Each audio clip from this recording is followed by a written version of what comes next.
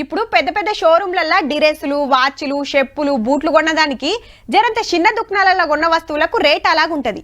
ఆడ జరంత ఎక్కువ ఉంటది, మామూలు షాపుల్లో తక్కువ ఉంటది. ఇక ఫుట్పాత్ మీద పెట్టి అమ్మే వస్తువులు అయితే చాలా అగ్గుంటాయి. ఇక ఆఫర్లు పెడితే షాపుల కాడ శితం లైన్లు కడుతుంటారు. అట్లనే ఓ దానికోసం సుతా నాకనే కొడుతురు. ఇంతకు ఏంటిది, దాని వెనక కథ ఏంది, మొత్తం మరుచుకుందాం పాండ్రి.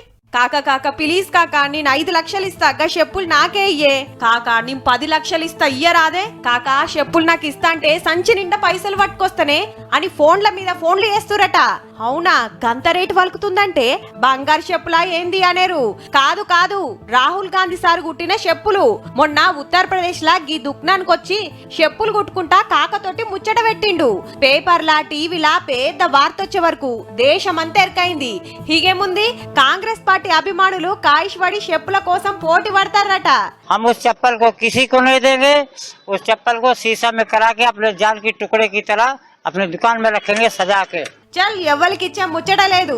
అంత పెద్ద లీడర్ మా తానికొచ్చుడే గొప్ప. సారుకు గుర్తుగా దుఃఖంలోనే ఉంచుకుంటా అంటున్నాడు. గమ్మతేందంటే అప్పటిదాకా ఎవ్వరు పట్టించుకొని కాకతానికి ఆఫీసర్లు సుతొచ్చి ఏమన్నా తిప్పలున్నాయా చెప్పమని అడుగుతురట. దుఃఖానికి పెద్దోళ్ళొచ్చి పోతే అట్లుంటది మళ్ళా.